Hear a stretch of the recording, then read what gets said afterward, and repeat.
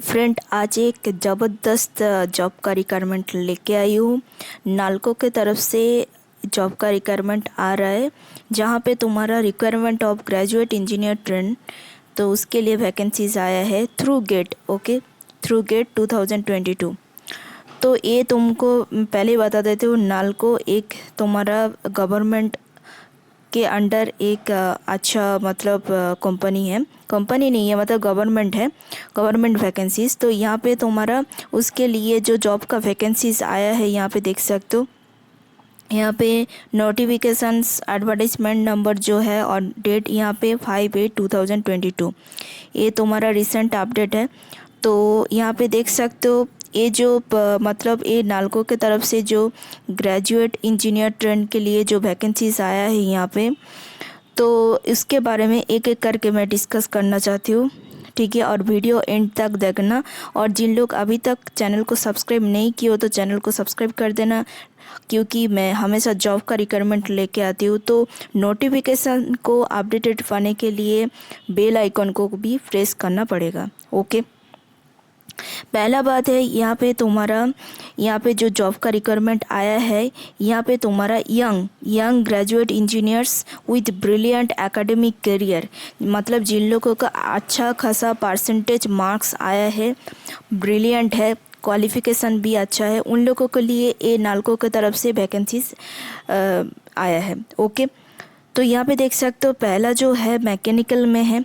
तो यहाँ पे मैकेनिकल के लिए वैकेंसीज 58 है, और तुम्हारा जनरल के लिए 24, EWS के लिए तुम्हारा 6, OBC के लिए 15, ST SC के लिए यहाँ पे देख सकते हो। उसके बाद तुम्हारा इलेक्ट्रिकल के लिए तुम्हारा 41, और उसमें तुम्हारा जनरल के लिए तुम्हारा 17, EWS के लिए 4, OBC के लिए तुम्हारा 11, ST के लिए तुम्हारा 3 एंड SC के लिए 6। इंस्ट्रूमेंटेशन के लिए भी सेम आया है 32, जहाँ पे तुम्हारा जनरल के लिए तुम्हारा 13, उसके बाद तुम्हारा EWS के लिए तुम्हारा 3, OBC के लिए तुम्हारा 9 एंड ST के लिए 2 एंड SC के लिए 5। ओके, मेटालर्जी भी, उसके लिए भी वैकेंसीज है, यहाँ पे देख सकते हो 14, जनरल के 6, 1, 4, 1, 2। ओके, इसका मतलब है EWS, OBC, ST and SC। Then तुम्हारा केमिकल के लिए तुम्हारा 14, जहाँ पे तुम्हारा जनरल के लिए तुम्हारा 6, EWS के लिए 1, OBC के लिए तुम्हारा 4, ST के लिए तुम्हारा 1 एंड SC के लिए 2। उसके बाद तुम्हारा माइनिंग है। माइनिंग के लिए भी तुम्हारा जनरल के लिए 10, ओवरऑल तुम्हारा 10, जनरल के लिए तुम्हारा 4। ओके, देन तुम्हारा EWS के लिए 1, ऐसा करके है। उसके बाद यहाँ पे सिविल के लिए तुम्हारा देख सकते हो, ओवरऑल तुम्हारा 7 और जनरल के लिए तुम्हारा 4। ओके, एंड तुम्हारा EWS के लिए 1, एंड देन तुम्हारा OBC के लिए तुम्हारा 1 एंड ST के लिए कुछ नहीं है, एंड SC के लिए तुम्हारा 1। केमिस्ट्री के लिए भी है, बट वो हम लोगों का ट्रेड का नहीं है, इसीलिए नहीं बोलना चाहती हूँ। ओके, तो इतना तक टेक्निकल रिलेटेड जो भी है यहाँ पे देख सकते हो, mechanical, electrical, instrumentation, metallurgy, then chemical, then mining, civil and chemistry, ऐसा करके तुम्हारा टोटल 189 वैकेंसीज इन लोग जारी किया है। तो उसके बाद यहाँ पे देख सकते हो, तो रिक्वायर्ड क्वालिफ़िकेशंस क्या क्या होना चाहिए, मतलब क्वालिफ़िकेशंस क्या होना चाहिए, यहाँ पे बोला है 65% तुम्हारा मिनिमम होना चाहिए। Okay, will not less than 65 marks in aggregate. Okay, aggregate for UR. Okay, मतलब जनरल के लिए तुम्हारा 65% मार्क्स होना चाहिए। Full time regular bachelor's degree in engineering और technology with not less than 65% mark in aggregate for UR, EWS and OBC। उसके बाद 55% marks, तो पहला तुम्हारा UR, okay, UR, EWS, then तुम्हारा OBC, इसके लिए तुम्हारा 65% मार्क्स मांगा है। और तुम्हारा नेक्स्ट तुम्हारा जो बोला है SC, ST एंड तुम्हारा PWD जो भी है, उसके लिए तुम्हारा मार्क्स मांगा है 55%। ओके, आई होप ये चीज़ समझ में आया है। उसके बाद तुम्हारा बोला है वेटेज ओवरऑल मतलब तुम्हारा जितना तक सेमिस्टर है ना, पूरा ओवरऑल सेमिस्टर में परसेंटेज तुम्हारा 65 एंड 55 मार्क्स होना है। ओके, उसके बाद केमिस्ट्री के लिए भी अलग करके जैसा बोला है, केमिस्ट्री के लिए भी है, यहाँ पे देख सकते हो। उसके बाद बोला है कैंडिडेट इन द, यहाँ पे बोला है candidate in the final years of their engineering और post graduations for chemistry discipline में ऑल्सो अप्लाई। ठीक है, मतलब जिन लोग फाइनल ईयर स्टूडेंट है, फाइनल ईयर जो स्टूडेंट है ना, फाइनल ईयर, तो final year student also eligible. Okay, final years students also eligible. Candidate इसीलिए बोला है candidates in the final years of engineering जिन लोग मतलब फाइनल ईयर स्टूडेंट है वो कर सकते हैं, और जिन लोग पोस्ट ग्रेजुएशंस कर रहे हैं फॉर केमिस्ट्री में उन लोग भी यहाँ पे अप्लाई कर सकते हैं। ओके, उसके बाद बोला है जो नेक्स्ट क्या बोल रहा है, अच्छा जो क्वालिफ़िकेशंस जो है यहाँ पे तुम्हारा all qualification must be from the recognised government university institute और UGC recognised universities and institute और UGC recognised Indian deemed universities of और AICTE अप्रूव्ड होना चाहिए। ओके, उसके बाद यहाँ पे नेक्स्ट तुम्हारा क्या बोला है, यहाँ पे देख सकते हो। ये तुम्हारा जो वैकेंसीज आया है GET that's mean graduate engineer train. Okay, यहाँ पे तुम लोगों को लिए सिखाया जाएगा, मतलब कैसा काम होता है, सारी चीज़ इन लोग सिखाते हैं। GET ट्रेनिंग में ऐसा होता है। ओके, उसके बाद ये जो एज वाला लिमिट क्या है, यहाँ पे एज लिमिट देख सकते हो। अपर एज लिमिट 30 ईयर्स होना है एज ऑन 11/9/2022। इसका मतलब है 11/9/2022 इसके अंदर तुमको 30 ईयर्स होना है। ओके, और कैंडिडेट बॉर्न होना है बिफोर 11/9/1992। ठीक है, नीड नॉट अप्लाई। ओके, यहाँ पे बोला है ये अप्लाई नहीं हो सकता है। कैंडिडेट बॉर्न बिफोर मतलब जिन लोग 11/9/1992 में पहले बॉर्न किए उन लोग अप्लाई नहीं कर सकते। और यहाँ पे सिलेक्शन प्रोसीड्योर क्या है, ये बहुत अच्छा बोला है। सिलेक्शन प्रोसीड्योर यहाँ पे देख सकते हो for personal interview, only for interview में यहाँ पे सिलेक्शन होगा। कैसा सिलेक्शन होगा मैं बताती हूँ। पहला है तुमको NALCO will be utilising graduate aptitude test, graduated aptitude test that's mean GATE में 2022 मार्क्स जिसका आया है उसके वजह से इन लोग एक कैटेगरी अलग करके बनाएगा। ओके, इसका मतलब है GATE गेट 2022 में जिन लोग क्वालिफाई किया है उन लोग यहाँ पे अप्लाई कर सकते हैं। ओके, यहाँ पे सारी चीज़ मैं थोड़ा सा और भी ज़्यादा एक्सप्लेन कर देती हूँ। यहाँ पे बोला है NALCO will be utilising graduate aptitude test in engineering 2022 marks for requirement of graduate engineer trained that's mean GET in the above discipline. In order to apply in any of the above disciplines, the candidate should have qualified GATE 2022 examination. That's mean जो candidate है उसको GATE 2022 में qualify होना है। ठीक है, GATE 2022 में GATE का एग्जामिनेशन में क्वालिफाई होना है। Only GATE 2022 mark is valid for this requirement process.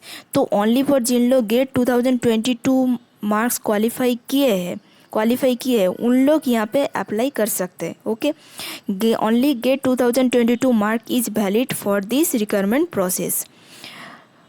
Based on the GATE 2022 marks and organizational requirement, candidate will be shortlisted for the personal interview।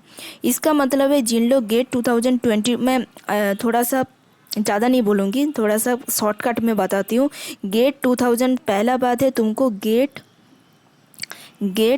2022 में क्वालिफाई होना है। ठीक है, क्वालिफाई होना है। जिन लोग GATE 2022 में क्वालिफाई हुआ है उन लोगों को लिए एक शॉर्टलिस्ट करके इंटरव्यू के लिए बुलाएगा। ओके, शॉर्टलिस्ट करके एक इंटरव्यू के लिए बुलाएगा। और जिन लोग गेट 2022 में क्वालिफाई नहीं किए उन लोगों के लिए ये अप्लाई नहीं होगा। ओके, उसके बाद बोला है for short listing of the candidate following category. ये जो शॉर्ट लिस्टेड होगा तो एक कैसा कैटेगरी में होगा।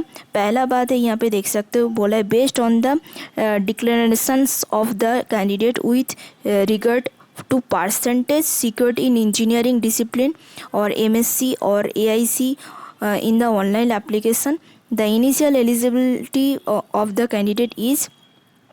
तो यहाँ पे मैं शॉर्टकट में बताती हूँ। पहला बात है तुम्हारा ये जो है तुम्हारा इंजीनियरिंग में, और इंजीनियरिंग में तुमको पहला बात है परसेंटेज जो होगा, इंजीनियरिंग में जितना परसेंटेज मार्क्स आया है उसके वजह से पहला होगा।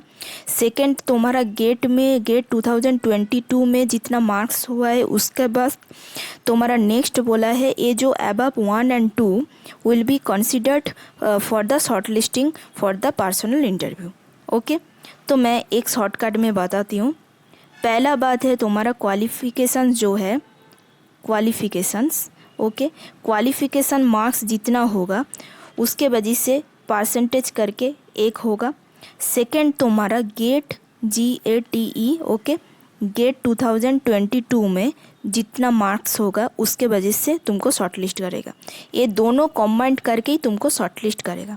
ठीक है, एक तुम्हारा क्वालिफिकेशन कितना हुआ है उसका जो परसेंटेज ऑफ मार्क्स प्लस तुम्हारा गेट 2022 में तुम्हारा क्वालिफिकेशंस जो मार्क्स, वो दो कॉम्बाइंड करके तुमको शॉर्ट लिस्ट करेगा। ओके, उसके बाद तुम्हारा यहाँ पे और कुछ नहीं है, यहाँ पे देख सकते हो। और फाइनल सिलेक्शन जो होगा यहाँ पे देख सकते हो, फाइनल सिलेक्शन जो है यहाँ पे बोला है the final selection of the candidate will be based on the marks secured in GATE 2022 and their performance in the personal interview. The weightage assigned to get marks and personal interview are, that's mean GATE में तुम्हारा 90% होगा और personal interview में तुम्हारा 10%, ऐसा करके marks in लोग यहाँ पे डिवाइड किए। फाइनल जो सिलेक्शन होगा उसका बोल रहे हैं।